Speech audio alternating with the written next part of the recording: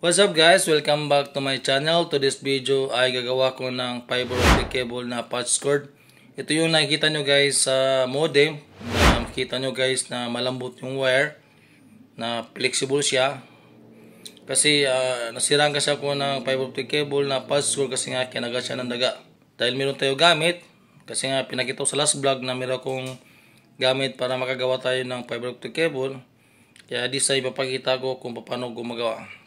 Bali ito guys ay medyo hindi siya pareha dun sa mga fiber optic cable na ginagamit sa mga poste. Kasi yun guys ay magkasama alambre. Pero ito guys ay wala siyang kasama alambre kasi nga para lang yun sa patch cord. Kasi kailangan malambot yung wire papunta sa modem. Hindi ko na lang papatagalin guys. Papakita ko na lang kung paano ko gumawa ng fiber optic cable na patch cord. Okay? So punta ako sa aking malupit na tools. Okay guys, simulan natin gumawa ng fiber optic cable na patch cord. Bali ito yung aking gagamitin. Ito yun. So makita na guys ay meron na siyang SK connector na para sa fiber. Pero sa kabila guys ay wala. Ito yun. Sana yun. Kasi ito guys ay kinagatan daga. Tama-tama na gusto ipaayos sa akin. Mahalaga guys na matuto kayo gumawa ng patch cord kung sakali na hindi available o matagal pa yung technician ng either PLDT. Kasi ako guys, naranasan ko na naputulan ng patch cord kasi nga kinagat ang daga. Bali, magtataka kayo guys kung bakit iba yung itsura niya kumpara sa ibang fiber optic cable. Kasi nga yung ibang fiber optic cable ay may kasamang alambre. Nilalagay yun sa mga poste. Tsaka matibay yung guys. Pero pagdating sa modem, iba na yung ginagamit na cable. Ito yun, na malambot na wire o fiber cable. So mapapansin na guys sa mga modem, pagdating sa modem ay iba na yung kanyang cable. Ito yun. Pero sa tutorial na ito guys, ipapakita ko kung paano po gumawa, just in case na kailangan agad gumawa kasi nga naputol o kinagatan daga or maraming reason bakit naputol siya. Pero at least meron tayong knowledge kung paano tayo gumawa. Pero hindi natin magagawa guys kung wala tayong gamit para sa ganitong klase ng fiber optic cable. Ang gagawin guys ay gagawa tayo ng fiber optic cable. Kung mapansin nyo, malambot ang wire. So ano yung mga kailangan natin? Muna guys, kailangan natin ng fiber cleaver. Ito yung pamputo ng fiberglass. Mamaya makita nyo guys ano yung tinutukoy ko. Kailangan natin ng ruler. According sa mga expert, kailangan nasa 3 inches dito. Mamaya pag-measure natin sa ating cable. And kailangan natin ng gunting, pati na rin cutter. Ito ay depende sa dalawa kung saan ang gusto mong gamitin. Either gunting or itong cutter para sa pamputol dito. And kailangan natin ng fiber optic stripper. Kasi nga babalatan natin itong cable o itong wire. Tapos kailangan natin ng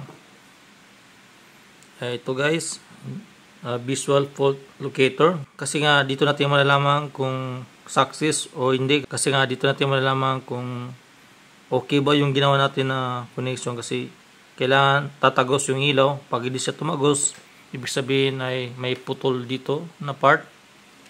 Okay, sunod, kailangan natin ng alcohol and tissue para ito sa panglinis sa fiberglass. Mamaya makita nyo guys bakit kailangan natin ito. And siyempre ang ating AC connector.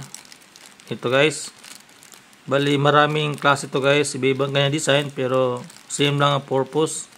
Kung makikita nyo guys, mayroong green pati blue. Kung makikita nyo guys, pag bumili kayo guys, mayroong dalang klase, may green pati blue. Pero may purpose yan, bakit magkaibang kulay. Pero ang gawin natin guys ay sundin natin kung anong kulay ng nakalagay doon sa modem. Kung saksakan doon, yung port ay blue, dapat blue yung bilhin nyo. Pero pag green na port, dapat green ang bilhin na ganitong AC connector. Kasi nga, meron yung purpose o meron siyang kaibahan. Kasi sa Globe modem, ang kanilang port connection sa fiber ay green, sa PLDT ay blue. Okay, sa sunod na topic guys, papaliwanag ko bakit halos parehang itsura pero mag-iba yung kulay. May purpose yan pero sa next vlog lang yun. Sa ngayon ay gagawa tayo ng patch cord na fiber optic cable. Ayun, simulan natin guys. Bali ito guys, makita nyo ay putol. Kasi ito ay kinagadandaga. Pero ayusin natin ito. Putulin natin. Either ito or gunting. Pero ito lang gamitin natin yung cutter. Yan. Okay. Yan. Naputol. Kung mapansin na guys, pagdating sa ganitong klase ng fiber optic cable ay meron siyang balahibo. Unlike dun sa fiber optic cable na nililagay sa poste na may lambre, ay wala siyang ganito. Tapos mas malambot ito and medyo mas manipis yung kanyang insulator. Sunod guys, dito natin magagamit yung roller. Yan. Sabi nila ang ideal daw ay 3 inches. Yan. Kasi nga pagdating sa fiber cleaver ay hindi tayo masort sa pagputol. Mamaya ipakita ko lang sa iyo guys. Yan. 3 inches. So gagamit tayo ng fiber optic stripper. Ito guys, mayroon tatlo yan. Mayroon malaki, mayroon tama-tama lang. Tapos sa pinakamali, tatlo yan na kuwan. Pwede pang balat. Pero gamitin natin yung sa gitna. Tapos, yan. Dito guys, daan-daan lang pagkuwan. Pag tanggal ng balat nito. Pakiramdaman nyo guys, kung na-feel nyo na parang kumagat na siya, is daan-daan nyo ilahin. Ito gawin natin, yan. Yun, naramdaman ko na kumagat na siya, hindi, nihilahin ko siya. Yan. Ang tigas. Yun. Tanggalan natin. So, mayroon na iwan na balahibo. Yan. Tapos, yan. So, may iwan na puti. Ibig sabihin, mayroon pa yung laman yan. Hindi pa natin nakuha yung fiberglass sa loob. Putulin natin yan. Gamit ang gunting.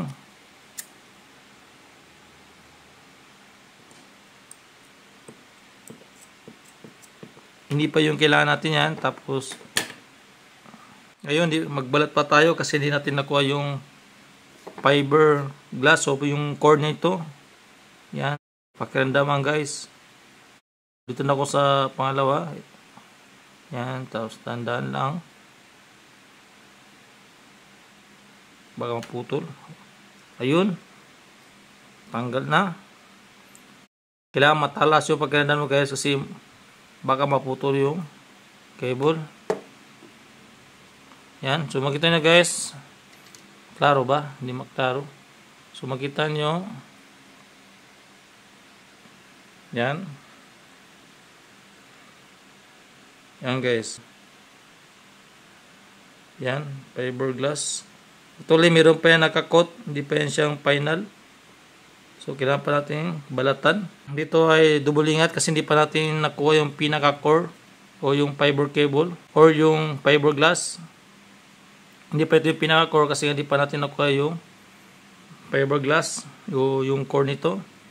Kailangan natin magbalat ulit. So, dahan-dahan lang guys. So, kailangan mataas sa pagkarandam. Yan. So, pag maramdaman nyo parang nagkagat na siya, dandan nyo yung line.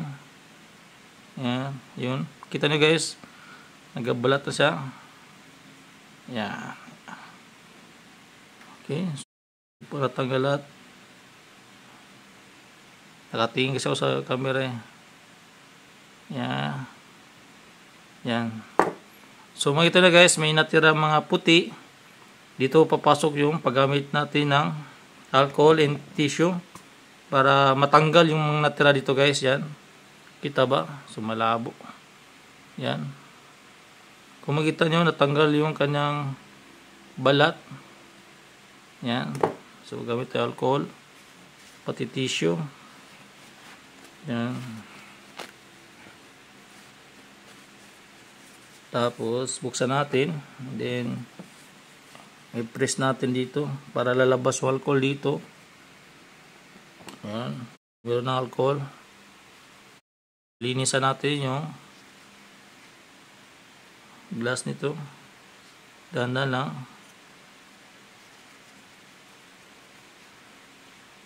Para matanggal yung natira.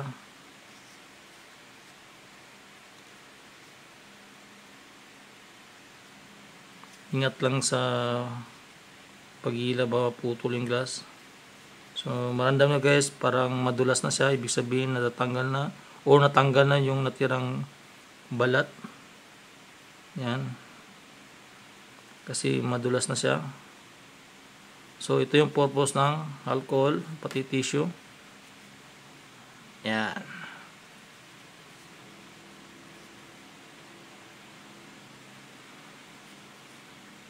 Okay, so sure natin siya malinis. Yan. So makita nyo guys, hindi klaro sa camera. Klaro ba? So mga camera ko, hindi lang maklaro. Yan, makita nyo glass parang balayibo ng pusa. Yan. So, dito guys ay kailangan natin putulin, pero tandaan nyo guys na yung naputol yung na glass ay kailangan itapon na mayos, kasi nga delikado sa mata. Baka matusok sa mata, is baka possible mabulag pa tayo. Yan. So gagamit tayo ng fiber cleaver. Yan. Okay. Dito ako nagproblema guys, kasi nga wala sang label para malaman natin kung saan ba tayo puputol o gano'ng kahaba yung puputulin natin. Pero according sa mga expert, kailangan dito banda. Yan, ituro ko guys. Hindi ko siya nalagyan na palatandaan dito. Yan. Ito yung screw. And then dito na banda. Yan. Para mag-match dito sa AC connector. So paano? Kailangan natin magputol ng fiberglass o fiber core tawag dito. So diklaro sa camera. So ilagay natin dito. Dahan-dahan lang. Yan. Okay, estimate nyo lang guys. Yan. So ito yung screw. Tapos kailangan konting urong lang. Ganyan. Kita nyo guys, wala ko nalagyan na palatandaan. Ito yung screw, tapos dito banda yung measurement. Yan, so estimate ko guys. Kasi yung iba guys na gamit ang fiber cleaver ay mayroong measurement, ito wala. So kailangan natin mag-estimate, pero ito ay according sa mga expert. Ito yung screw, tapos uro lang konti, basta may estimate yun lang guys. Yan. Tapos kailangan nakalinya dito, pati yung glass dito, yung glass na fiberglass. So clip natin, pero tingnan natin kung tama na pagkalagay, baka magkamali tayo. Yan. Okay, yan, lagyan natin. Tapos hawakan dito para sure na hindi maggalaw-galaw. Then close natin. Yan, close natin. Tapos ito guys ay i-push natin dito. Makita nyo guys, lumabas yung fiberglass dito. Yan, hindi makita sa camera. Yan. Tapos i-cut natin yan. Press natin ito. Yun natin para makita sa camera. Yan. I-push ko. Tapos yun, buksan natin. Okay. Yun. So putol lang yung glass. Yung glass hindi makita sa camera. Mamaya hanapin natin yan, kasi kailangan itapon ng maayos. Okay, so buksan natin ito. Ayan. So kita nyo guys, naputol na. Ayan. Okay, so ang sunod ay gagamit tayo ng AC connector. Ilagay natin. Iba-ibang design ng AC connector, pero ito yata yung pinaka the best according sa iba, kasi nga pag mag-repair tayo ay madali itong buksan or reuse. So saan kayo yung fiberglass dito naputol? Hanapin ko lang mamaya guys, kasi tapong ko yun. Kailangan ma-dispose na maayos. Nandito lang siya. Okay, buksan natin ito. Yan. Yan. So ito guys ay kailangan natin ilagay dito para hindi siya magalaw-galaw. Pero ito guys, merong arrow. Yan, arrow. Kita ba sa camera? Hindi makita. Basta makita nyo guys, merong arrow na padiretso dito. So paglagay natin dito guys ay dapat dito rin. Yan. Kailangan sure na nakalagay ng maayos. Tapos yung arrow dito, may arrow yan, makita nyo dito. Hindi lang makita sa camera. Ayusin natin paglagay.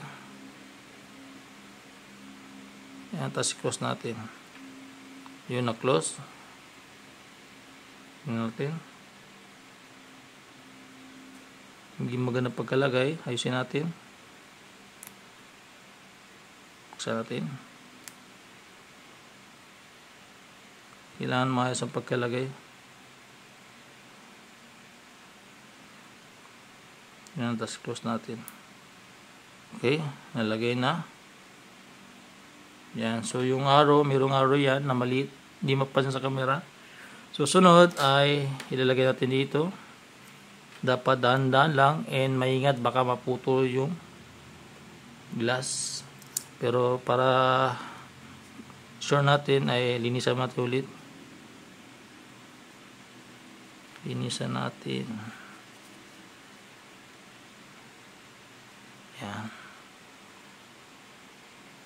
Tapos ilagay natin dito. Iurang natin ito guys.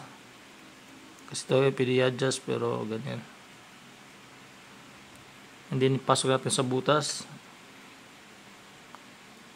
Okay. Dahan-dahan lang. Yung arrow guys, kailangan nandito sa taas, no? Ito, arrow. Di ba, mayroon siyang arrow yan. Dito dapat dito sa top. Yan. Pero ipasok natin dahan-dahan muna dun sa butas. Yan. Okay, pumasok. So, pumasok sa butas. Then, ilagay ko na dito. Yan, na-post natin. Ito i-post natin guys. Okay, so pasok na siya. Yan. So yung fiber core o fiberglass ay nasa loob na. Pasok na sa butas, hindi close natin. Okay, so makita nyo siya, hindi siya magalagalaw kasi nga nalock na siya.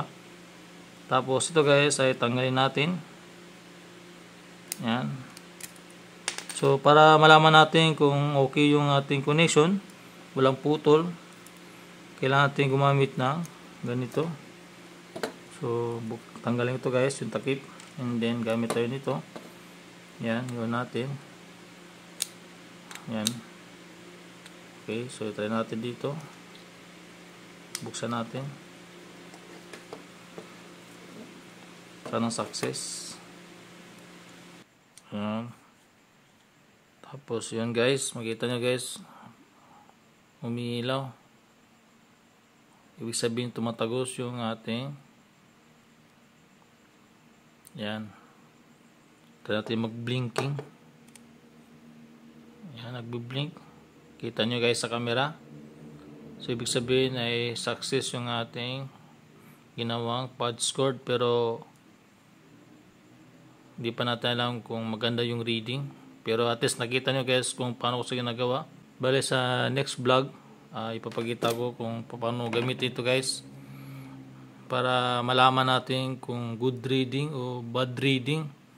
Okay, hopefully guys na meron kayong natutunan kung paano gumawa ng fiber cable na patch cord, just in case na naputulan kayo kasi nga kinagat ng daga, or either may lagay kayo pusa, nasira niya, at least alam niyo na kung anong gagawin. Okay guys, hanggang dito lang tayo. Thank you for watching.